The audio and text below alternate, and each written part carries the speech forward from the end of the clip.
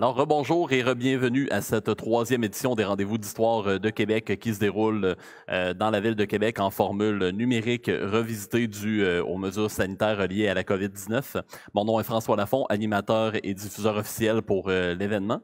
Alors, on vous souhaite la bienvenue en fait pour ceux et celles qui arrivent pour la première fois dans le Facebook Live, dans la salle également, parce que nous sommes aussi à la chapelle du Musée de l'Amérique francophone en même temps que de diffuser en Facebook Live. Alors, on vous remercie tous ceux et celles qui sont là sur Facebook et également en présentiel. Donc, bienvenue à tous et à toutes pour cette dernière conférence de la journée avant le concert commenté qui aura lieu à 19h encore une fois sur Facebook Live et à la chapelle. On a l'honneur de recevoir en fait Michel Thévenin qui va nous présenter une conférence intitulée « De la Nouvelle-France à Malte, les mobilités des ingénieurs militaires au milieu du 18e siècle ». Donc, Michel Thévenin est doctorant en histoire à l'Université Laval. Il est également doctorant allocataire du ministère français des Armées. Dans la continuité de sa maîtrise pour laquelle il s'est intéressé à la guerre de siège en Nouvelle-France pendant la guerre de 7 ans, sa recherche de doctorat questionne maintenant le rôle et l'importance des ingénieurs militaires et artilleurs en Nouvelle-France au 18e siècle. Actif dans le domaine de la diffusion de l'histoire, il a présenté ses recherches à plusieurs reprises dans le cadre d'événements comme les Fêtes de la Nouvelle-France et les Rendez-vous d'Histoire de Québec. Il est également l'auteur du blog historique Tranchées et Tricornes, par lequel il diffuse ses recherches de maîtrise et de doctorat, tout en combattant certains clichés entourant la guerre au 18e siècle. Alors, sans plus attendre, je lui cède la parole. Merci François pour la présentation et merci au Rendez-vous d'Histoire de Québec de me donner aujourd'hui l'opportunité de présenter une partie de ma recherche de doctorat. Le 8 septembre 1760, le marquis de Vaudreuil, gouverneur général de la Nouvelle-France, signe à Montréal la capitulation des dernières forces de la colonie et par extension de la Nouvelle-France dans son ensemble. Cet événement vient ponctuer les efforts menés par les Britanniques pendant 5 années pour s'emparer de la Nouvelle-France. Certes, de nombreux officiers britanniques reconnaissent la très belle défense menée par les Français en sous-nombre pendant 5 années, mais les termes de la capitulation de Montréal sont très durs envers les troupes françaises.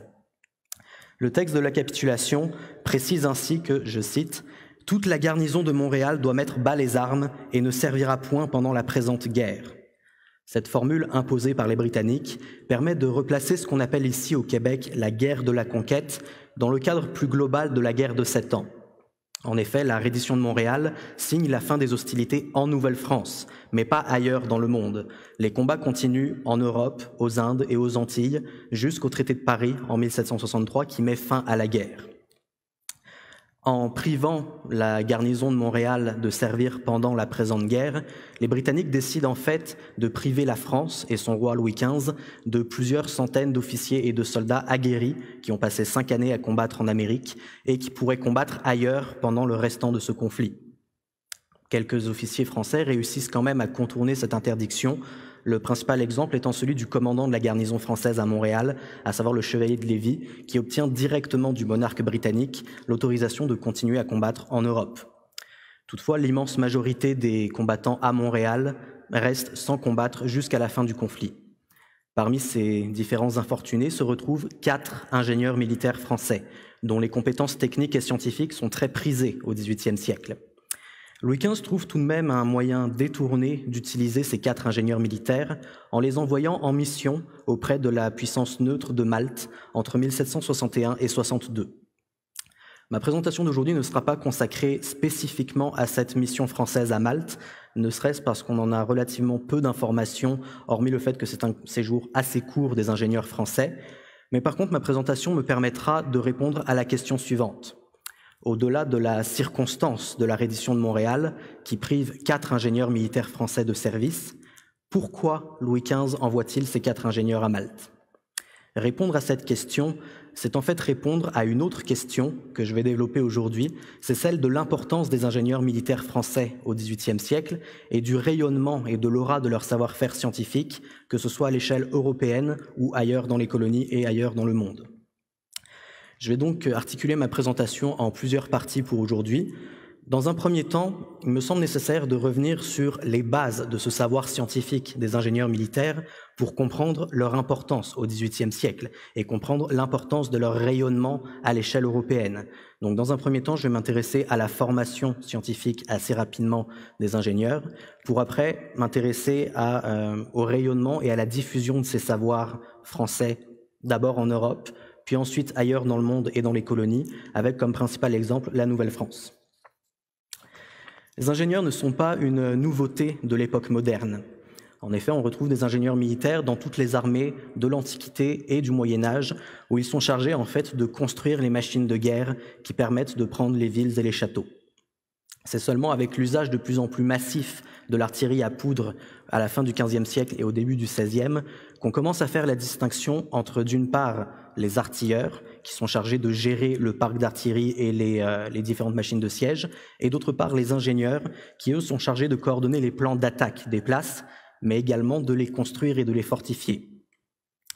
Cet art de la fortification, justement, des ingénieurs militaires fait appel à un ensemble de connaissances scientifiques de plus en plus poussées, de plus en plus précises. La plupart des ingénieurs suivent une sorte de formation élémentaire scientifique dans des établissements d'éducation privés, comme par exemple des établissements religieux, les collèges de jésuites, ou dans d'autres institutions privées.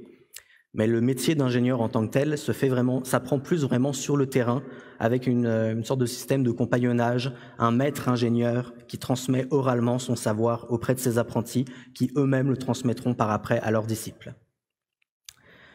Au XVIe siècle, ce sont les Italiens qui sont les grands maîtres de l'ingénierie militaire, ce sont eux les grands experts.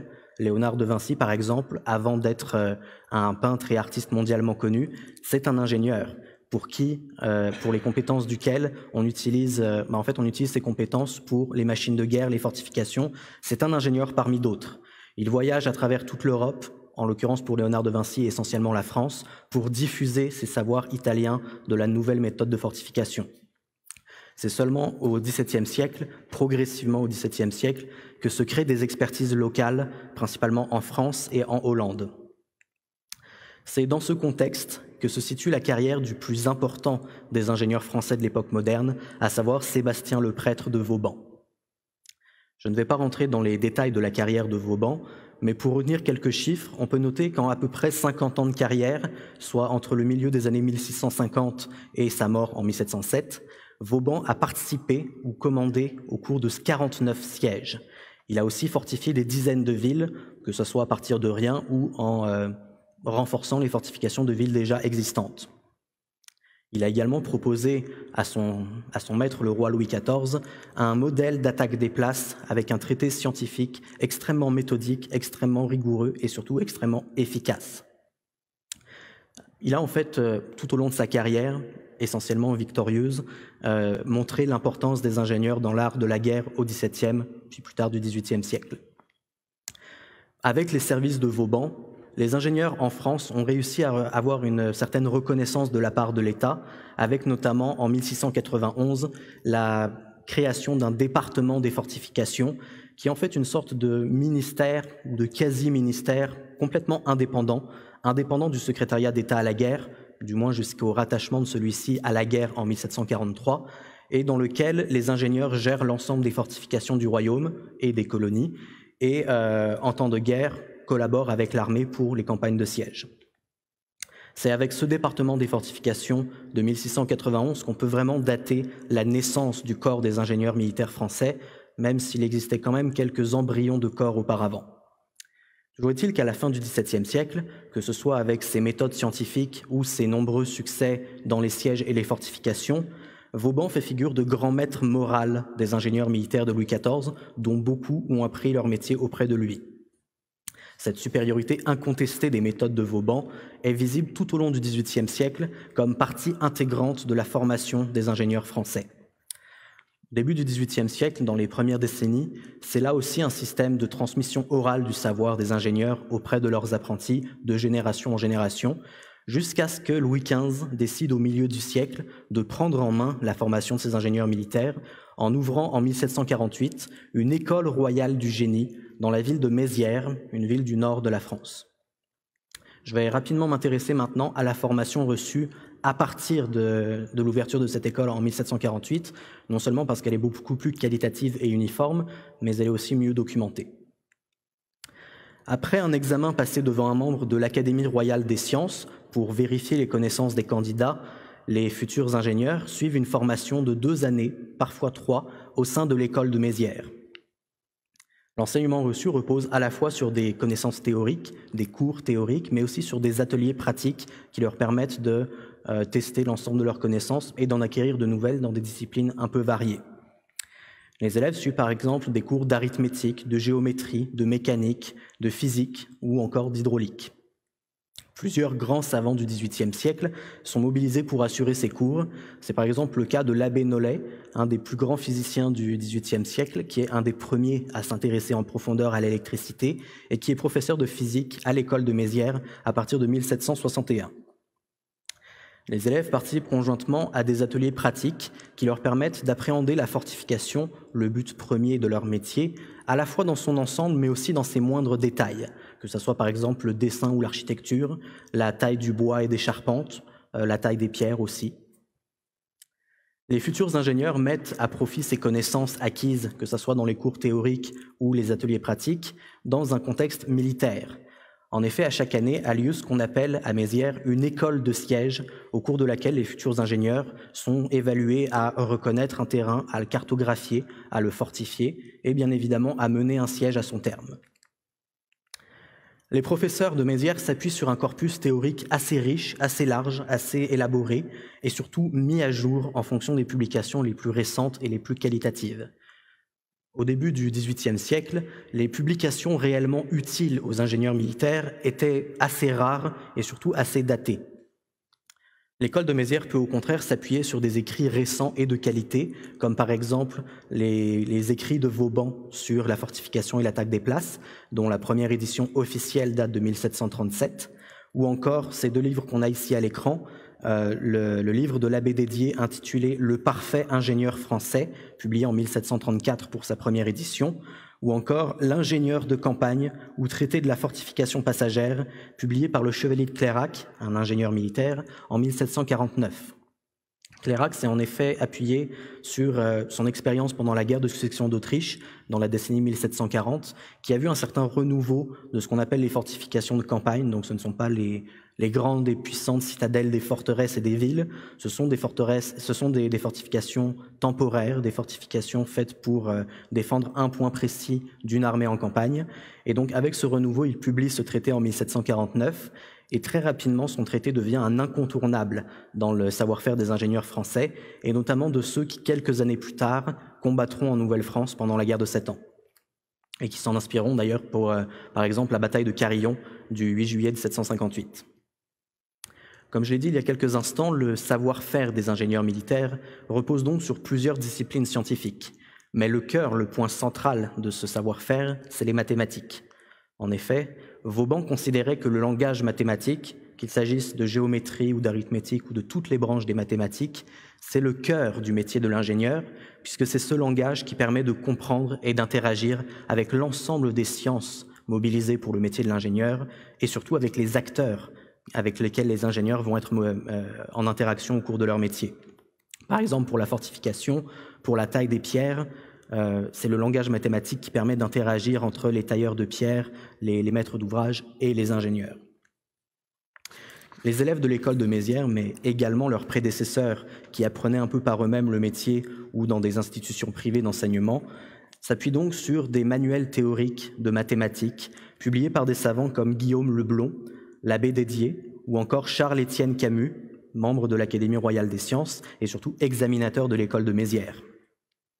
Certains de ces savants des Lumières sont même allés encore plus loin en proposant des traités qui montrent directement l'application des mathématiques dans le métier des ingénieurs. L'exemple emblématique est celui de Bernard Forêt de Bélidor, qui est professeur de mathématiques à l'école d'artillerie de la Fère à partir de la création de cette école en 1720.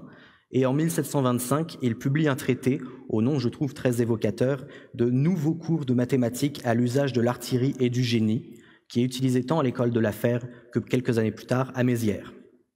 Bélidor a également contribué au corpus théorique des ingénieurs avec des traités comme La science des ingénieurs, publié en 1729, et un dictionnaire portatif de l'ingénieur, daté de 1755, dans lequel il réunit des définitions des termes les plus essentiels au métier de l'ingénieur, des définitions qu'il a piochées à la fois dans ses propres traités, mais aussi dans ceux de ses contemporains. Cette éducation scientifique de plus en plus poussée, notamment avec l'ouverture de l'école de Mézières en 1748, et l'efficacité des méthodes de Vauban, cette rigueur scientifique prônée par Vauban, a un écho énorme auprès des autres nations européennes. Je vais donc maintenant m'intéresser en plusieurs parties dans cette conférence, d'abord à l'aura des ingénieurs militaires français en Europe, puis ensuite dans les colonies. Tout d'abord, il faut préciser que le seul savoir scientifique prôné par Vauban, la rigueur, l'extrême méthode des méthodes en fait de Vauban, ce n'est pas le seul facteur qui explique cet écho européen du savoir-faire français. En effet, tout au long de sa carrière, Vauban a servi un roi, Louis XIV, qui, jusqu'à la fin de son règne, a été considéré par ses contemporains comme un monarque victorieux. L'armée française était une des meilleures au monde, et Vauban était un des meilleurs serviteurs militaires du roi Soleil. Ce qui explique donc que l'écho européen des méthodes de Vauban, qui se fait sentir tout au long du XVIIIe siècle, cette expertise française de l'ingénierie militaire est gage en Europe et dans les colonies d'expérience, de succès, d'excellence et donc de réussite. Les adversaires de Louis XIV, puis plus tard dans le XVIIIe siècle de Louis XV et de Louis XVI, cherchent à acquérir les compétences et les savoirs scientifiques des ingénieurs français menés par Vauban. À la fin du XVIIe siècle, un événement en particulier favorise cette diffusion européenne des savoir-faire français. Il s'agit de la révocation de l'édit de Nantes en 1685. L'édit de Nantes avait été signé en 1598 par Henri IV pour accorder quelques libertés aux protestants français.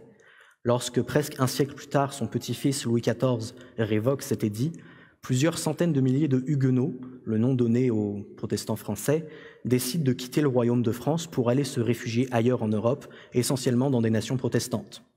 Plusieurs militaires quittent le service de l'armée française, et parmi eux, des ingénieurs militaires protestants. Ils vont donc diffuser assez rapidement les méthodes de Vauban qu'ils viennent d'apprendre auprès du grand maître à l'échelle européenne. Un exemple, c'est celui de l'Angleterre. Pendant le début de la décennie 1690, au début de la guerre de la Ligue d'Augsbourg, le nouveau roi d'Angleterre, Guillaume III, accueille volontiers un grand nombre de ces ingénieurs protestants français pour les utiliser contre leur ancien maître. Il va même jusqu'à constituer en 1696 une sorte d'embryon de corps des ingénieurs anglais, la King's Company of Engineers, dont 17 des 28 membres sont des huguenots français, ce qui montre l'influence française sur ce savoir-faire d'ingénierie. Mais justement, les ingénieurs anglais sont un peu jaloux de cette omniprésence des Français, et dès 1700, la compagnie est dissoute. Les ingénieurs huguenots français restent quand même au service de l'Angleterre et combattent pendant la guerre de succession d'Espagne au début du XVIIIe siècle, lors des sièges menés par les Britanniques dans les Flandres, et se retrouvent donc à assiéger des villes fortifiées par Vauban, avec d'ailleurs plus ou moins de succès. D'autres adversaires de Louis XIV bénéficient également des savoir-faire des ingénieurs français, par exemple les Provinces-Unies, les actuels Pays-Bas, ou la Prusse, qui accueille entre autres le chevalier de Cambrai, auteur en 1689 d'un traité résumant assez brièvement les préceptes de Vauban en matière de fortification et de guerre de siège.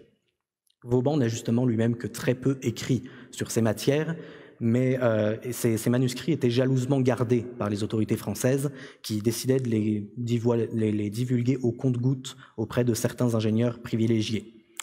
Pourtant, même si ces écrits ne sont pas officiellement publiés et diffusés en France à partir de 1737, du vivant même de Vauban, donc à la fin du XVIIe siècle, ces écrits connaissent une diffusion à l'échelle européenne.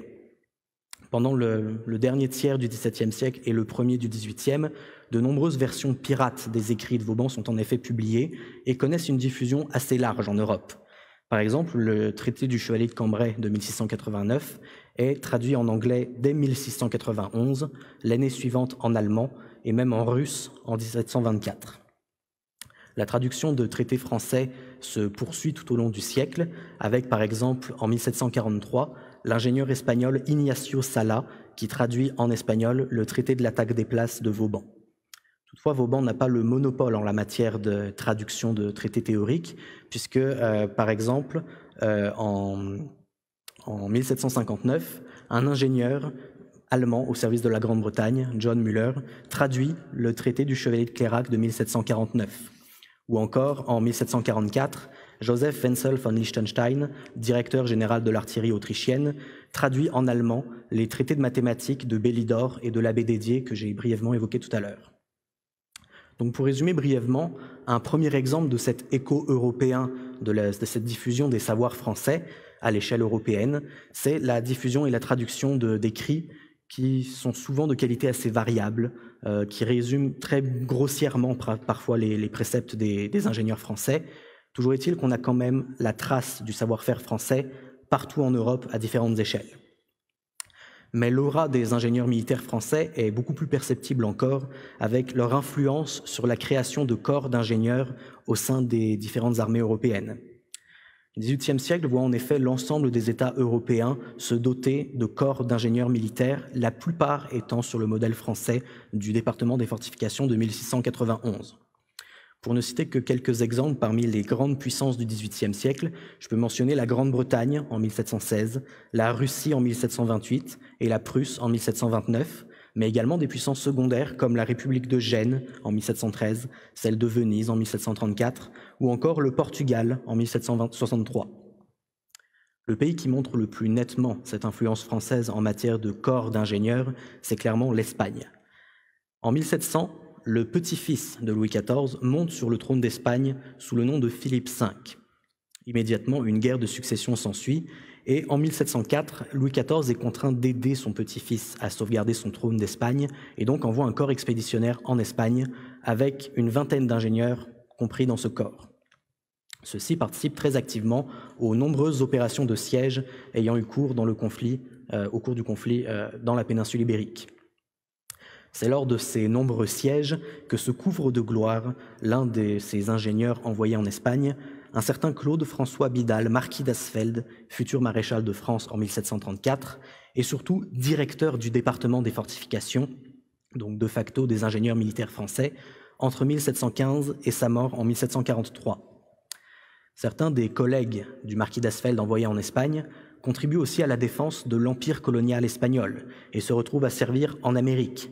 C'est le cas par exemple de Louis de Bécourt, qui sert dans l'actuel Mexique et à Cuba entre 1704 et 1710, ou de Louis de Langeau, formé par Vauban, qui fortifie Carthagène des Indes sur l'actuelle côte de la Colombie. Les ingénieurs français sont toutefois durablement marqués par le fait que les ingénieurs militaires espagnols sont extrêmement faibles. Ils n'ont quasiment aucun point de vue à donner dans les affaires militaires, y compris sur des plans de leur expertise comme les fortifications ou l'attaque des places, qui sont relégués au second plan par les artilleurs et les commandants des places espagnols. Devant ce constat, il suggère à Philippe V de créer un corps indépendant d'ingénieurs militaires espagnols, bien évidemment sur le modèle français, ce que Philippe V fait en 1711. Mais juste après la guerre, le nouveau directeur des ingénieurs militaires espagnols, le flamand Georges Prosper Verboom, envers l'ingérence des ingénieurs français, il a une certaine hostilité envers cette ingérence et donc, par conséquent, le roi d'Espagne expulse les ingénieurs français du royaume d'Espagne. Toutefois, l'influence française se fait quand même sentir durablement au sein de la couronne espagnole et de ses colonies tout au long du XVIIIe siècle. Il y a par exemple une forte influence de Vauban dans la fortification mexicaine, de la Nouvelle-Espagne pour l'époque, ou le long de la frontière des Pyrénées. L'excellence des ingénieurs militaires français, enviée par la plupart des monarques européens, a contribué à l'envoi par le roi de France à de nombreuses reprises au XVIIIe siècle de ce qu'on pourrait qualifier de mission technique. Dans certains cas, il peut s'agir d'une demande d'un monarque d'une puissance amie à la France. C'est le cas par exemple en 1716, lorsque Louis XV envoie l'ingénieur Philippe Maigret auprès de Charles XII de Suède. L'ingénieur envoyé alors assiste comme conseiller militaire à plusieurs des sièges menés par les Suédois en Norvège en 1718, notamment celui qui coûte la vie au roi de Suède. De même, au milieu du XVIIIe siècle, des ingénieurs français sont envoyés à plusieurs reprises au royaume de Naples pour encadrer la formation des ingénieurs locaux. Un autre exemple est celui de Malte, possession de l'ordre indépendant religieux et militaire des Chevaliers de Saint-Jean, et dont le grand maître fait à plusieurs reprises appel à Louis XV pour renforcer les défenses de l'île face aux éventuelles menaces que font peser sur Malte l'Empire ottoman. Une première mission est donc envoyée en 1715 qui améliore grandement les fortifications de la capitale de l'île, La Valette. D'ailleurs, petite digression pour montrer l'influence vraiment réelle des ingénieurs français sur la fortification à Malte. c'est que dans les documents officiels de l'ordre de Malte, pour qualifier les fortifications faites par les ingénieurs français, tout au long du XVIIIe siècle, on a la mention « fortification à la Vauban ». Ça montre quand même l'influence française. Une autre mission similaire est envoyée par Louis XV, toujours à Malte en 1723, toujours par crainte d'une attaque turque, et c'est encore dans ce contexte que les 4 ingénieurs privés de service par la capitulation de Montréal en 1760 sont envoyés l'année suivante, toujours à Malte. Une vingtaine d'années plus tard, le successeur de Louis XV, son petit-fils Louis XVI, envoie cette fois une mission d'ingénieurs de l'autre côté, dans l'Empire ottoman. Il envoie en effet 3 ingénieurs dans une mission qui s'étend de 1783 à 88. Là aussi, le but premier de ces ingénieurs français auprès de l'Empire ottoman, c'est de consolider le système défensif de l'Empire, cette fois face à l'expansion des Russes du côté de la mer Noire. Mais les ingénieurs français en profitent pour ouvrir une école de génie dans l'actuel Istanbul et former les premiers ingénieurs militaires turcs. Dans d'autres cas, ces missions techniques d'ingénieurs ont lieu en temps de guerre avec l'envoi de corps expéditionnaires comprenant des ingénieurs auprès de puissances alliées. C'était le cas en 1704 lorsque Louis XIV a aidé son petit-fils Philippe V d'Espagne. C'est également le cas en 1757 lorsque Louis XV envoie un corps expéditionnaire avec quelques ingénieurs et artilleurs auprès de son allié Marie-Thérèse d'Autriche pour aider les ingénieurs autrichiens face aux Prussiens. Mais au-delà de ces missions techniques envoyées officiellement par le roi de France auprès de puissances étrangères, alliées ou amies, d'autres ingénieurs français sont entrés volontairement au service de puissances étrangères. Souvent, c'est parce que les opportunités de carrière en France au sein du corps du génie sont assez limitées, notamment avec la longue période de paix entre 1713 et 40. Beaucoup d'ingénieurs impatients décident de tenter leur chance à l'étranger. C'est le cas par exemple pour un ingénieur qui, en janvier 1730, quitte le corps du génie français pour 6 mois plus tard aller s'engager en Autriche. Également, plusieurs des élèves de l'école du génie de Mézières qui ont échoué à l'examen de sortie de l'école et qui donc n'ont pas eu le brevet d'ingénieur et ne sont donc pas rentrés dans le corps des ingénieurs militaires français, décident d'aller tenter leur chance comme ingénieurs volontaires dans des armées d'autres puissances étrangères, justement en faisant valoir leur expérience d'anciens élèves de la très prestigieuse école du génie de Mézières. Dans d'autres cas encore, il s'agit de jeunes ingénieurs qui rêvent d'aventures lointaines et qui s'ennuient un peu en temps de paix. Un exemple, c'est celui de Louis Lebec du Portail, élève à l'école de Mézières et ingénieur à 22 ans en 1765, qui demande 4 ans plus tard, en 1769, à aller combattre auprès de l'Empire ottoman ou de la Russie, les deux puissances étant alors en guerre, et qui surtout, une dizaine d'années plus tard, s'illustre en allant, comme le marquis de Lafayette, de son propre chef. Il va aider les rebelles américains contre les Britanniques, et il va même plus loin, il va, en 1779, fonder le corps du génie américain, évidemment sur le modèle français. S'il y a un tel succès des ingénieurs militaires français auprès des autres puissances européennes, que ce soit par service volontaire ou par les missions techniques envoyées par les monarques français, c'est non seulement à cause de leur expertise scientifique et technique, de l'aura des victoires de Vauban, mais c'est également aussi parce que l'ensemble des autres nations européennes accusent un réel retard par rapport à la France en matière d'ingénierie militaire. Je vais donc rapidement évoquer la situation de quelques-unes des grandes puissances de l'Europe du XVIIIe siècle. Je ne reviens pas sur le cas de l'Espagne, dont j'ai déjà parlé tout à l'heure, et qui, dès le début du XVIIIe siècle, connaît une très forte influence française. La Grande-Bretagne a également connu une certaine influence de la part des ingénieurs huguenots français, mais la place des ingénieurs reste dans l'ensemble beaucoup moins importante au sein de l'armée britannique. La raison en est politique.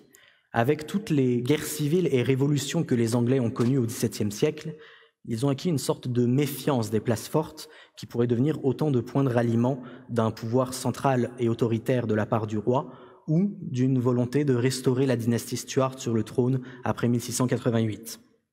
Les places fortes sont donc limitées en nombre et surtout reléguées sur les côtes, pas complètement mais essentiellement reléguées sur les côtes pour protéger les côtes d'invasions étrangères. Ce qui explique que les ingénieurs militaires ont moins de travail en Grande-Bretagne et qu'ils sont souvent envoyés plutôt dans les colonies.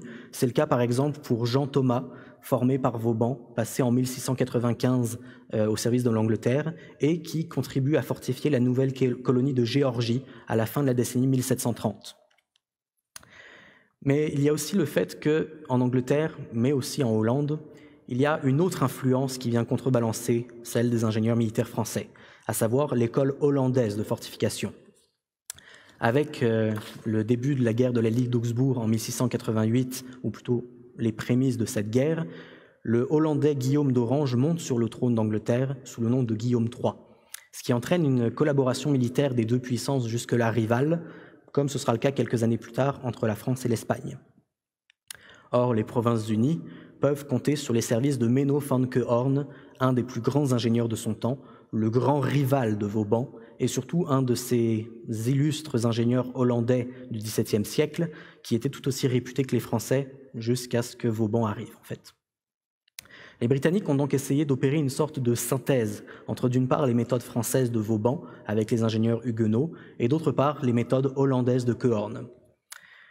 Certes, c'est assez progressivement l'école française qui l'emporte, notamment lors de la création d'un corps d'ingénieurs en Grande-Bretagne en 1716, qui est plus inspiré du modèle français que des théories hollandaises.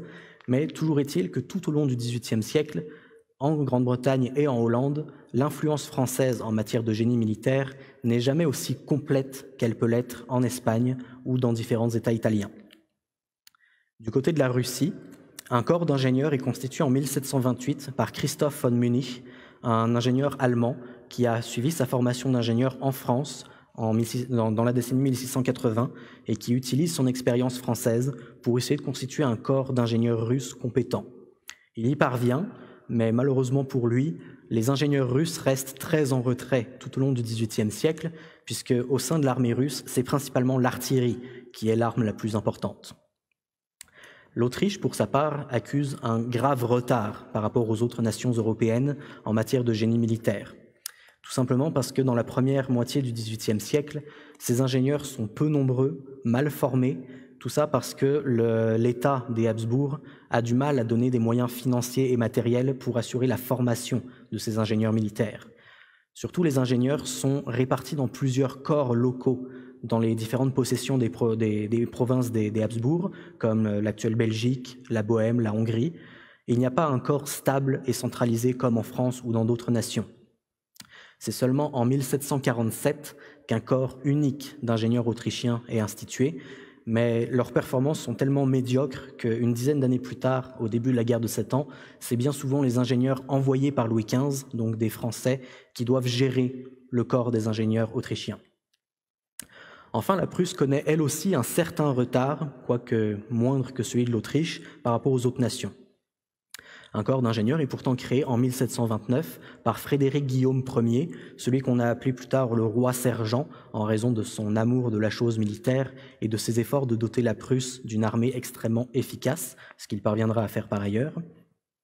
Son fils Frédéric II, qui d'ailleurs utilisera très efficacement l'armée de son père, avait un certain mépris pour les ingénieurs militaires, dont il avait du mal à concevoir l'utilité, puisqu'il était plutôt tenant d'une guerre de mouvement basée sur la mobilité des troupes, la rapidité des troupes, plutôt que l'immobilisme de la guerre de siège qui avait alors cours de manière dominante en Europe. À sa montée sur le trône de Prusse en 1740, Frédéric II dispose pourtant de 45 ingénieurs, assez bien formés, assez bien organisés dans un corps centralisé, mais très rapidement, une querelle personnelle avec le directeur du corps des ingénieurs prussiens le fait abandonner un peu son corps d'ingénieur. Il ne le supprime pas, mais il le laisse à l'abandon. Il ne fait pas d'efforts pour leur formation ou pour en augmenter le nombre ou l'expertise. À tel point que, pour des questions d'expertise des ingénieurs militaires comme la fortification, il préfère faire appel directement au commandant des places plutôt qu'à l'expertise des ingénieurs. De même, pour les opérations de siège offensif, il préfère faire appel à des ingénieurs étrangers plutôt que ses propres ingénieurs prussiens, et notamment principalement des Français. C'est comme ça que pendant la guerre de 7 ans, le siège de la forteresse autrichienne de Schweidnitz en 1762 est dirigé par un ingénieur français, Simon Lefebvre. Petite ironie, les ingénieurs et artilleurs de la garnison autrichienne sont également dirigés par un Français, un artilleur, M. de Gribeauval, qui va s'illustrer quelques années plus tard, après la guerre de 7 ans, en faisant de profondes réformes de l'artillerie française. Et donc on voit qu'au beau milieu de la guerre de 7 ans, sur le front de l'Est de l'Allemagne, donc à un endroit où la France n'est pas impliquée militairement à proprement parler, Un siège entre la Prusse et l'Autriche implique parmi ses acteurs principaux 2 experts français de la guerre de siège. Les ingénieurs français sont donc tout au long du XVIIIe siècle présents dans toute l'Europe, que ce soit par service volontaire ou par ces missions techniques envoyées par le roi de France. Mais ils sont présents aussi partout ailleurs dans le monde. J'ai déjà brièvement évoqué quelques exemples d'ingénieurs ayant combattu et servi dans les colonies anglaises ou espagnoles, mais je vais maintenant donc, pour le restant de cette conférence, m'intéresser à l'empire colonial français et plus principalement à la Nouvelle-France. Un premier constat s'impose. Tout au long du XVIIIe siècle, des ingénieurs français ont franchi les océans pour servir outre-mer. Quand ce n'était pas la monarchie française qui envoyait directement ses ingénieurs dans ces colonies, c'était des compagnies commerciales privées qui les engageaient pour défendre et fortifier les comptoirs de l'île de Gorée au large du Sénégal, des îles de l'océan Indien, des comptoirs de l'Inde ou des îles des Antilles. À la fin du XVIIe siècle, la France s'intéresse un peu plus à la fortification et à la défense de certains points stratégiques de son premier empire colonial. C'est le cas par exemple de la capitale de la Nouvelle-France, la ville de Québec. Bien que dans les années 1660, un premier projet de fortification à l'européenne avait été mis en place pour Québec, il avait été très rapidement abandonné avec l'arrivée du régiment de Carignan-Salière. Ce n'est qu'au début de la guerre de la Ligue d'Augsbourg, et plus précisément avec le siège manqué par les Britanniques de William Phips contre Québec en 1690, que la défense de la capitale de la colonie, Québec, est véritablement mieux pensée et surtout de manière plus assidue. Plusieurs ingénieurs s'y côtoient alors au cours de la décennie suivante, des ingénieurs comme Villeneuve, Beaucourt, Levasseur de Néré, qui forment ce que l'historien Pierre Cloutier a appelé un réseau Vauban de la Nouvelle-France. Ce sont en effet des personnages qui ont côtoyé Vauban en France, qu'ils connaissent, qui l'ont côtoyé, qui échangent régulièrement avec lui, qui pour beaucoup ont appris leur métier auprès de lui et qui tentent en Amérique d'implanter les préceptes du maître français. Par exemple, tous les projets de fortification pour Québec dans la décennie 1690 et la première du XVIIIe siècle sont directement soumis à l'avis de Vauban en France, ce qui entraîne certes quelques lenteurs, mais c'est la gestion d'un empire colonial qui veut ça, l'autorité versaillaise qui a un droit de regard sur à peu près tout. L'influence de Vauban se poursuit au XVIIIe siècle avec, par exemple, l'envoi en 1716 de l'ingénieur Gaspard-Joseph Chosgros de Léry, qui arrive donc au Canada en 1716 et qui reste jusqu'en 1756, date de sa mort, comme ingénieur en chef de la colonie du Canada. Toutefois, malgré la présence de plusieurs ingénieurs expérimentés et ayant côtoyé Vauban à la fin du XVIIe siècle et au début du XVIIIe, le roi de France, dans son ensemble, reste assez peu intéressé par la défense de ses colonies. Pas uniquement de sa colonie de Nouvelle-France, mais de l'ensemble de ses colonies. Et le constat est quand même assez valide jusqu'au milieu du XVIIIe siècle. Certes, avec les traités d'Utrecht et de Rastatt en 1713 et 14 qui mettent fin à la guerre de succession d'Espagne, la France commence à s'intéresser un peu plus, vraiment plus en détail, à la fortification de ses colonies, en raison de l'implication grandissante de ces colonies dans les guerres européennes. Malheureusement, les efforts restent très inégaux. La plupart des forts sont un peu abandonnés à leur sort et ce sont seulement quelques points stratégiques centraux qui bénéficient de tous les efforts des autorités de Versailles. L'archétype de la fortification européenne en Amérique, c'est la ville de Louisbourg, sur l'actuelle île du Cap-Breton, à l'est de la Nouvelle-Écosse, qui est censée garder l'entrée du Saint-Laurent et qui donc accapare l'ensemble des efforts de la monarchie française. Donc Louisbourg est cette seule véritable exception. Mais au milieu du XVIIIe siècle, avec la guerre de succession d'Autriche dans la décennie 1740 et plus encore 10 ans plus tard avec la guerre de 7 ans, a lieu une européanisation de la guerre dans les colonies et donc l'envoi de plus en plus massif d'ingénieurs et d'artilleurs dans les colonies, pas uniquement la Nouvelle-France, mais partout dans les colonies françaises dans le monde, pour pouvoir fortifier et défendre des fortifications selon des sièges qui se rapprochent du modèle européen, ou même pour le cas de la Nouvelle-France pendant la guerre de 7 ans, sujet de ma maîtrise, des véritables sièges à l'européenne. Après le traité de Paris en 1763 qui met fin à la guerre de 7 ans, Louis XV décide de se pencher beaucoup plus en détail sur la fortification de ses dernières colonies restantes, c'est-à-dire essentiellement les îles des Antilles, celles de l'océan Indien et quelques comptoirs ailleurs dans le monde. On a donc de nombreux ingénieurs qui sont envoyés dans les décennies 1760, 70 et 80 aux Antilles, en Inde, dans l'océan Indien, pour repenser intégralement le système de fortification coloniale, pour faire face aux progrès de l'artillerie et notamment de l'artillerie de la marine britannique, qui avait été extrêmement efficace pendant la guerre de 7 ans contre les fortifications côtières françaises. Il y a donc une présence constante, quoique parfois faible par moment, des ingénieurs militaires français partout dans les colonies françaises tout au long du XVIIIe siècle. Le service colonial était pourtant assez peu prisé au sein de l'armée française. La première raison qui explique ce désamour des affectations coloniales, c'est la distance. En effet, la plupart des carrières étaient facilitées par les réseaux de clientélisme qui étaient à la cour de Versailles. Et donc des combattants qui servent sur des fronts plus proches de Versailles en Europe comme les Flandres, l'Allemagne ou l'Italie sont très nettement avantagés par rapport à ceux qui combattent plutôt dans les colonies, ne serait-ce tout simplement à cause de la distance et donc du temps de communication. D'autres contraintes un peu plus locales, comme le climat ou les maladies, découragent de nombreux officiers et ingénieurs à partir dans les colonies. Mais le plus gros problème, le principal défaut du service colonial tout au long du XVIIIe siècle, c'est le manque cruel de moyens humains, matériels et financiers mis à disposition des ingénieurs militaires pour tout simplement effectuer leur métier dans le cadre colonial. Tout au long du XVIIIe siècle, que ce soit l'ensemble des officiers de l'armée française ou plus précisément les ingénieurs, tout au long du siècle et dans toutes les colonies françaises, ils inondent les bureaux des secrétaires d'État à la marine et à la guerre de lettres et de mémoires en tout genre pour faire part de telle ou telle pénurie de matériel, d'hommes, de moyens financiers, bref, de leur incapacité à véritablement faire leur métier tel qu'ils le voudraient. La raison, en fait, en est que les autorités versaillaises ne considéraient pas que la guerre était encore suffisamment européenne dans les colonies pour justifier l'emploi de moyens européens pour faire la guerre. Et donc, l'édification de puissantes fortifications à l'européenne en Amérique, aux Antilles ou ailleurs était, jusqu'à la guerre de succession d'Autriche, jugée quasiment inutile, hormis sur des points essentiels comme Louisbourg. Malgré tout cela, malgré tous ces défauts du service colonial, il ne manque généralement pas de volontaires pour aller servir dans les colonies. D'autant plus qu'il y a assez fréquemment des incitatifs pécuniaires pour encourager les ingénieurs militaires à aller servir outre-mer.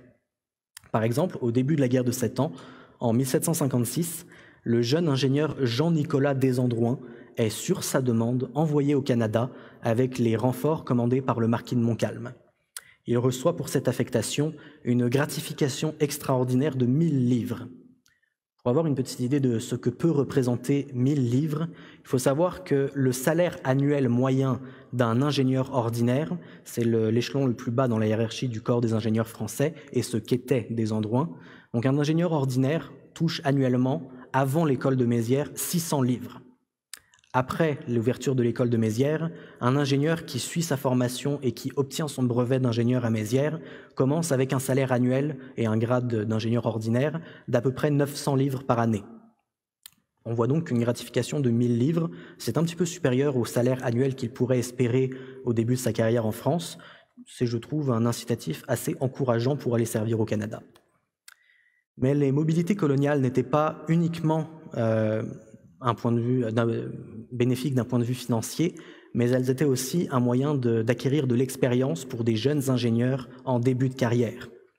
En effet, servir dans les colonies était un moyen pour acquérir cette expérience et surtout faire valoir par après, plus tard dans sa carrière, auprès des ministres, un service dans des conditions difficiles, le service colonial, et donc pouvoir envisager une bien meilleure carrière en France par après que s'ils étaient restés indéfiniment en France dans l'attente d'un avancement plus ou moins théorique. Mais ce ne sont pas exclusivement des jeunes ingénieurs en début de carrière qui sont envoyés outre-mer. L'affectation coloniale peut arriver à peu près à n'importe quel moment de la carrière d'un ingénieur, y compris à la fin de celle-ci. C'est le cas par exemple pour Louis-Joseph Franquet, qui est envoyé en Nouvelle-France en 1750 à l'âge de 53 ans. Il avait un frère, également ingénieur, qui avait débuté sa carrière dans les affectations coloniales en Louisiane dans la décennie 1720 et qui par après était venu poursuivre sa carrière en Europe. Louis-Joseph, lui, suit une trajectoire inverse. Il obtient son brevet d'ingénieur en 1720 mais il reste en Europe pour les premières décennies de sa carrière. Il participe au conflit dans lequel la France est impliquée entre 1720 et 1750, et c'est seulement après 30 ans de carrière en 1750 qu'il est envoyé au Canada. Il prend sa retraite à son retour en France après la capitulation de la ville de Louisbourg en 1758. Pour mes recherches, je m'intéresse plus spécifiquement à la guerre de 7 ans, donc au milieu et à la fin de la décennie 1750 et au début de la décennie 1760. Et pendant cette guerre de 7 ans, hormis Louis-Joseph Franquet qui est déjà présent au Canada et à Louisbourg depuis 1750, j'ai identifié 10 autres ingénieurs militaires français envoyés au Canada et à Louisbourg par Louis XV, entre 1755 et 60. Ces 10 ingénieurs sont tous encore dans la première phase de leur carrière, puisqu'au moment de leur départ de France, aucun n'est âgé de plus de 40 ans. Toutefois, parmi ces 10 ingénieurs, on peut les classer en fait en 2 groupes assez distincts. D'un côté, on a quelques ingénieurs qui ont été nommés ingénieurs, qui ont reçu leur brevet avant la création de l'école du génie de Mézières en 1748 et qui cumulent quand même quelques années de service. C'est le cas par exemple pour Jean-Claude-Henri de Lombard de Combles, ingénieur à 24 ans en 1743 et envoyé au Canada avec les renforts du marquis de Montcalm en 1756, donc après quand même déjà 13 années de carrière. Un autre exemple est celui de Nicolas Sarrebourse de Pont-le-Roi, qui est envoyé à Louisbourg en 1755, alors qu'il est ingénieur depuis déjà 19 ans. C'est lui qui devient l'ingénieur en chef du Canada après la mort de Gaspard-Joseph Chosgros de Léry en 1756. Rentré en France à la capitulation de Montréal, il fait partie des 4 ingénieurs envoyés à Malte en 1761 et il prend sa retraite en 1785 après une carrière longue de 49 ans. De l'autre côté, on a plusieurs ingénieurs qui, eux, ont fait partie des toutes premières promotions de la nouvelle école royale du génie de Mézières et qui ont quand même quelques années de service, entre 3 et 5 pour être précis. Parmi eux, on retrouve Jean-Nicolas Desandrouins, dont j'ai parlé il y a quelques minutes, qui sort de l'école de Mézières avec le brevet d'ingénieur en 1753 et qui est envoyé 3 ans plus tard, en 1756, avec le marquis de Montcalm et son collègue, M. de Combles. Ces ingénieurs militaires français envoyés au Canada et à Louisbourg pendant la guerre de 7 ans peuvent quand même compter sur place sur l'aide de quelques ingénieurs nés dans la colonie. La cohabitation n'est pas toujours facile entre métropolitains et coloniaux, la principale raison en étant une sorte de sentiment de supériorité de la part des ingénieurs militaires français qui estiment avoir suivi une formation scientifique beaucoup plus qualitative, beaucoup plus poussée, ce qui dans les faits est tout à fait véridique. Mais il y a quand même un exemple d'un ingénieur canadien qui a fait un trajet inverse, c'est-à-dire du Canada vers la France. Il s'agit de Michel Chartier de Lotbinière, gendre de l'ingénieur en chef Gaspard Chosgros de Léry, qui, en 1750, sur ordre du ministre, est envoyé en France pour suivre une formation à l'école du génie de Mézières. Malheureusement, pour l'instant dans mes recherches, je n'ai pas encore réussi à trouver l'ensemble de son itinéraire en France. Je ne sais pas s'il a effectivement suivi une formation à l'école du génie de Mézières ou non, mais ce que je sais par contre, c'est qu'en 1752, il suit pendant 6 mois un cours de physique, un cours privé, auprès de l'abbé Nollet, ce grand savant du XVIIIe siècle, qui est alors précepteur des enfants de la famille de France et qui, 10 ans plus tard, sera professeur de physique à l'école de Mézières. La même année, toujours en 1752, il suit une sorte de stage de terrain dans les fortifications du nord de la France. Et il revient en 1753 au Canada avec le brevet et le titre d'ingénieur militaire, ingénieur du roi. À ma connaissance, c'est le seul cas d'un ingénieur né dans une colonie qui est allé en France pour suivre une formation scientifique, quelle qu'elle soit. J'espère pouvoir trouver d'autres exemples au cours de ma thèse, mais pour l'instant, c'est le seul cas, à ma connaissance, d'un ingénieur dans ce cas. Enfin, certains ingénieurs multiplient les affectations coloniales au cours de leur carrière.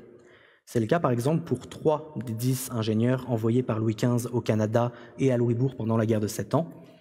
Après avoir été affectés en Nouvelle-France au début de leur carrière, ils connaissent plusieurs autres affectations coloniales, notamment à la fin de la décennie 1770, pendant la guerre d'indépendance américaine.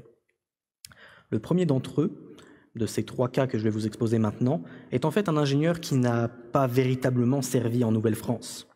Antoine Geoffroy, ingénieur sorti de l'école de Mézières à 25 ans en 1750, est envoyé au Canada en 1755 avec des troupes régulières en prévision de la guerre qui devient de plus en plus inévitable. Hélas pour lui, il est capturé par les Britanniques lors de sa traversée de l'Atlantique, au large de Terre-Neuve, en compagnie de ses 2 camarades d'ingénieurs envoyés avec lui et de près de 400 officiers et soldats français. Il est relâché en 1757 et combat en Allemagne jusqu'à la fin du conflit. Il connaît tout de même quelques affectations coloniales effectives, cette fois-ci dans la suite de sa carrière. Il sert par exemple entre 1763 et 65 à Saint-Domingue, l'ancien nom de l'actuel Haïti, et à la Martinique à partir de 1769. En 1778, il est nommé directeur des fortifications des îles du Vent. Les îles du Vent, c'est la dénomination pour regrouper les Antilles françaises, notamment la ligne d'îles à l'est des Antilles. Directeur des fortifications, c'est l'échelon le plus élevé dans le corps des ingénieurs militaires français, donc on voit que pour M. Geoffroy, le service colonial a quand même été assez bénéfique. C'est avec ce titre qu'il combat dans les Antilles pendant la guerre d'indépendance américaine et il continue son service dans les Antilles par après, puisqu'il meurt en service à la Martinique en 1786. Le deuxième cas est celui de François Decaire, ingénieur sorti de Mézières à 25 ans, lui aussi, en 1756. Il est envoyé au Canada en 1759, donc 3 années plus tard, et il se fait très vite remarquer, pas forcément de la meilleure des manières, puisqu'au début du mois de juillet 1759, il blesse très grièvement au cours d'un duel à l'épée l'ingénieur canadien Michel Chartier de Lotbinière. L'incident ne semble pas avoir eu de conséquences sur sa carrière, puisqu'il participe activement au combat des 2 dernières campagnes en Nouvelle-France en 1759 et 60. Il fait lui aussi partie des 4 ingénieurs envoyés à Malte en 1761, puis il passe une bonne partie de la décennie 1770 en poste dans les îles françaises de l'océan Indien. Surtout, il est nommé en 1777 ingénieur en chef de la ville de Pondichéry, l'un des derniers et principaux comptoirs que la France avait après la guerre de 7 ans. En Inde, pardon. Il défend la ville lors du siège mené par les Britanniques en 1778, est fait prisonnier à cette occasion, puis relâché et il revient en France en 1780. Il achève sa carrière sans grands éclats en métropole et meurt en activité en 1791. Enfin, le troisième et dernier exemple est celui de Jean-Nicolas Desandrouin, que vous avez déjà entendu à plusieurs reprises dans cette conférence. Arrivé au Canada en 1756 à 27 ans, il se fait remarquer en bien à de très nombreuses reprises au cours des campagnes auxquelles il participe en Nouvelle-France jusqu'à la capitulation de Montréal du 8 septembre 1760. Et lui aussi fait partie des 4 ingénieurs envoyés à Malte l'année suivante. Il connaît ensuite quelques affectations dans diverses régions françaises jusqu'au début de la guerre d'indépendance américaine. Et il est choisi à cette occasion pour commander le corps des ingénieurs qui est envoyé en complément du corps expéditionnaire commandé par le comte de Rochambeau pour aider les rebelles américains contre les Britanniques. Donc c'est quand même une affectation assez prestigieuse. Il participe à l'essentiel, à l'ensemble même des opérations militaires entre 1780 et 82, à l'exception toutefois de la plus importante d'entre toutes, le siège de Yorktown en 1781, puisqu'étant malade à cette occasion, il doit laisser la gloire à d'autres. Toutefois, ses services en Amérique au cours de 2 conflits, au cours de la guerre de 7 ans, puis une vingtaine d'années plus tard, au cours de la guerre d'indépendance américaine, sont très récompensés, puisque dans la décennie 1780, il passe le restant de sa carrière dans des postes à très haute responsabilité, d'abord en Champagne, puis en Bretagne, dans le sud-ouest de la France, enfin, dans diverses régions. Il atteint notamment le grade de directeur des fortifications de Brest, puis il est mis à la retraite au début de la Révolution française et meurt de vieillesse et de maladie à la fin de l'année 1792. Si je reprends ma question qui m'avait permis d'ouvrir ma conférence, au-delà de la circonstance de la capitulation de Montréal le 8 septembre 1760, qui prive 4 ingénieurs militaires français de service pendant le restant de la guerre de 7 ans, pourquoi Louis XV envoie-t-il ces 4 ingénieurs à Malte en 1761 ? Parce qu'ils appartiennent à un groupe, le corps des ingénieurs militaires français, qui a acquis à la fin du XVIIe siècle une expertise scientifique et technique sous l'impulsion de Vauban très nettement supérieure à celle de ses homologues européens. Et celle-ci est justement très enviée par l'ensemble des monarques européens. L'aura et l'influence des ingénieurs militaires français s'est vérifiée de différentes manières, à différentes échelles, partout en Europe et dans les empires coloniaux des puissances européennes, tout au long du XVIIIe siècle, ce qui fait de ces acteurs scientifiques de la guerre des acteurs à part entière du rayonnement militaire, scientifique et culturel de la France au siècle des Lumières. Je vous remercie pour votre écoute.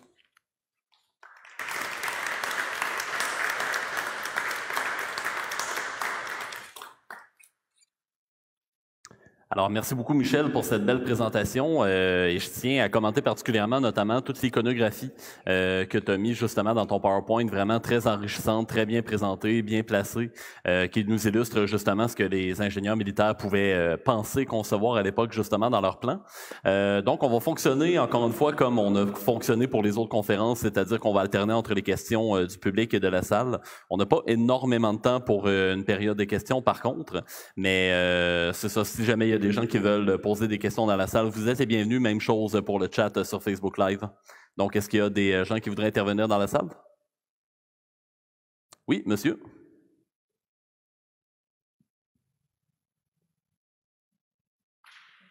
Okay. En ce qui concerne vos bancs, là, est-ce que vous pourriez expliquer les principes, là, comment ils construisaient là, avec ces angles, comme la citadelle de Québec, là? C'est quoi qui l'avait particularisé et que ses ennemis craignaient beaucoup? Merci pour cette question. La question est assez... la réponse est quand même assez vaste et complexe, donc je vais essayer de la synthétiser au mieux. Vauban n'a pas beaucoup innové en matière de guerre de siège et un peu plus de fortification. Il a surtout synthétisé de manière magistrale ce qui se faisait avant. Oui, il a quand même, pour les fortifications, amené quelques innovations personnelles, mais c'est principalement l'ensemble de son œuvre, c'est essentiellement une synthèse magistrale, extrêmement rigoureuse, extrêmement scientifique, extrêmement méthodique de l'école française, de l'école hollandaise, de l'école italienne de 2 siècles plus tôt. Bref, c'est vraiment une énorme synthèse. Certains historiens et même certains de ses contemporains même ont mentionné les 3 systèmes de fortification de Vauban. Lui-même refusait de parler de système. Il avait un principe, c'était ne jamais avoir un principe dogmatique. Ne jamais dire où que je construise ma fortification, il faut qu'elle soit comme ça. La fortification doit en tout cas, en tout temps, s'adapter au terrain. Pourtant, dès sa mort et dès le XVIIIe siècle, plusieurs ingénieurs et autres ont inventé les 3 systèmes de Vauban. C'est une sorte de catégorisation de l'ensemble de son œuvre de fortification selon 3 modèles qui se ressemblent plus ou moins, mais qui sont plus ou moins vérifiables selon les cas.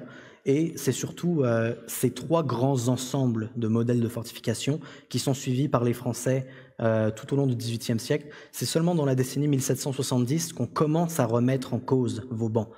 Pendant à peu près un siècle, Vauban est une divinité, ou presque, parmi les ingénieurs français. C'est vraiment de manière dogmatique, exagérée. On ne remet pas en cause Monsieur de Vauban. Et c'est seulement dans les années 1770, juste après les désastres de la guerre de 7 ans, que des artilleurs, pas vraiment des ingénieurs, les ingénieurs restent jusqu'à la Révolution française, Vauban est notre dieu, notre idole, mais des experts scientifiques et techniques d'autres parties de la guerre, en l'occurrence les artilleurs, viennent contester cette expertise scientifique de Vauban, cette supériorité de Vauban, et donc on commence à voir d'autres méthodes de fortification qui mettent quelques décennies à s'imposer. Et donc c'était vraiment cette expertise de synthèse de Vauban qui était extrêmement enviée de la part de ses contemporains européens. Est-ce qu'il y a d'autres gens dans la salle qui voudraient intervenir?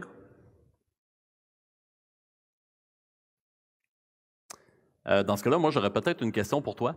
Je me demandais, en fait, s'il y avait... à moins que tu l'ailles abordé puis que j'aie moins bien saisi cet aspect-là, mais quant à la formation, justement, des ingénieurs militaires, comment ça fonctionnait? Est-ce qu'il y avait comme un certain principe de compagnonnage entre les ingénieurs militaires? Est-ce que c'était vraiment une école de formation en particulier institutionnalisée? Comment ça fonctionnait, grosso modo? C'est ça. Jusqu'à 1748, c'était vraiment un système de compagnonnage qui en fait était les ingénieurs italiens du XVIe siècle. C'était exactement comme ça que ça fonctionnait aussi. Un maître ingénieur qui reçoit quelques apprentis qui veulent apprendre le métier auprès de lui. Et donc, il leur enseigne quelques matières théoriques, il leur fait lire quelques traités et il leur montre des exercices pratiques, il les supervise sur le terrain. Et eux-mêmes, devenus ingénieurs accomplis, reçoivent des apprentis et ainsi de suite. Donc, Vauban a fait sa formation comme ça. Il a essentiellement fait sa formation comme ça, effectivement, auprès de grands ingénieurs français du XVIIe siècle. Et c'est vraiment avec l'école de Mézières en 1748 que là, on décide, cette formation de compagnonnage est vraiment très inégale.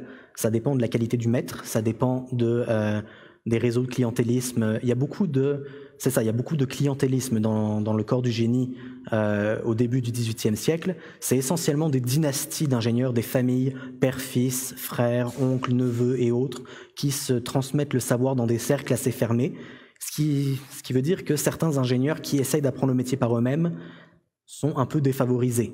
Et c'est avec la guerre de succession d'Autriche, donc entre 1740 et 48, on voit les lacunes de cette formation un peu aléatoire, puisque entre 1744 et 48, donc pendant la déclaration de guerre officielle, dans les Flandres, en 4 années, dans les nombreux sièges menés par l'armée française, 48 ingénieurs tombent au combat.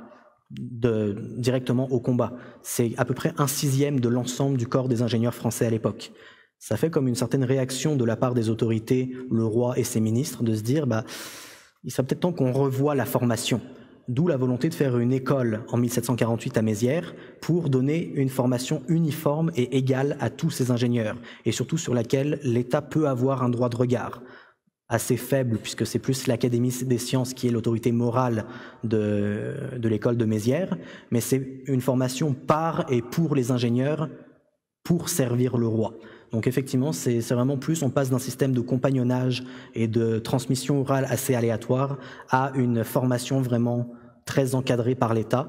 Et d'ailleurs, l'école de Mézières, c'est un des fleurons de la culture française au XVIIIe siècle, et c'est surtout ce qui va donner l'école polytechnique pendant la Révolution française, qui va entraîner toute une classe de grands administrateurs de l'État français au XIXe siècle, fierté de la France au XIXe siècle. Ces grandes écoles d'ingénieurs aujourd'hui sont les héritières de Polytechnique et de l'école de Mézières.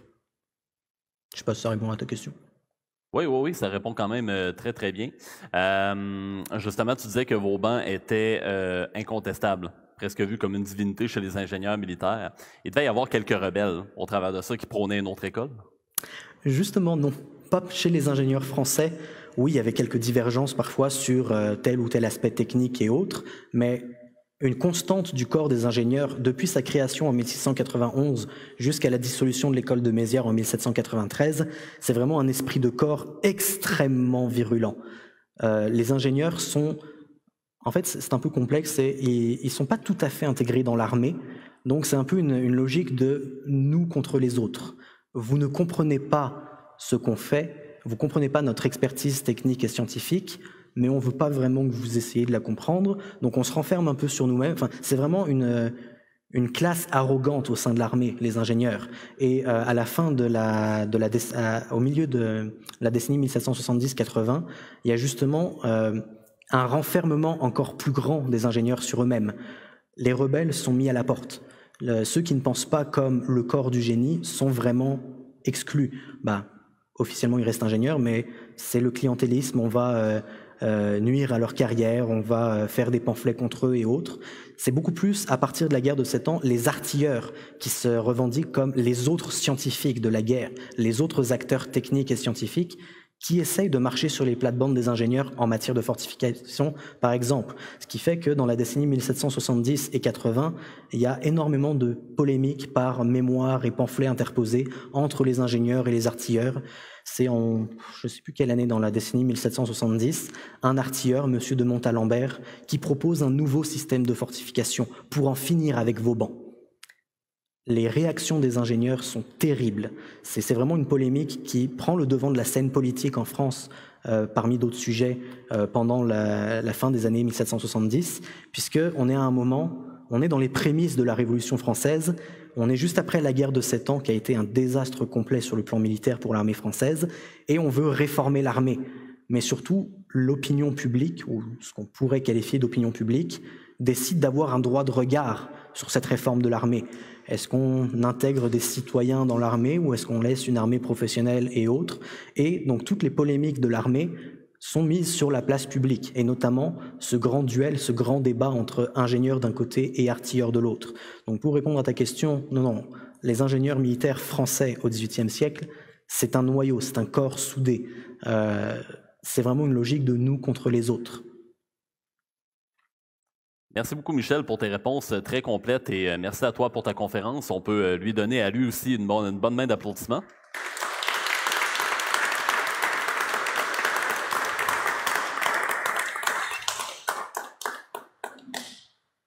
Alors, merci à tous et à toutes d'avoir assisté à cette série de conférences qui a lieu aujourd'hui à la chapelle du Musée d'Amérique francophone pour ces 3e rendez-vous d'Histoire de Québec. Merci à ceux et celles qui étaient présents non seulement dans la salle, mais merci à vous tous qui étaient présents sur le Facebook Live pour l'édition numérique de cette année. Mon nom est François Lafont, animateur et diffuseur officiel pour cette édition des rendez-vous d'Histoire de Québec, historien gamer aussi sur la plateforme twitch.tv sous le pseudonyme Hellfrank. Et remerciement final donc pour l'équipe de MaTV Québec qui nous ont prêté justement leur feed de caméra pour qu'on ait vraiment une belle image professionnelle, presque vraiment là, comme dans les postes de télé habituels. Également, merci pour la sonorisation de la part de l'équipe technique du Musée de la Civilisation. Merci à eux de nous permettre de diffuser ces conférences-là cette année dans la chapelle du Musée de l'Amérique francophone. C'est pas terminé par contre, il reste encore une autre activité un peu plus tard ce soir qui va avoir lieu ici sur la page Facebook.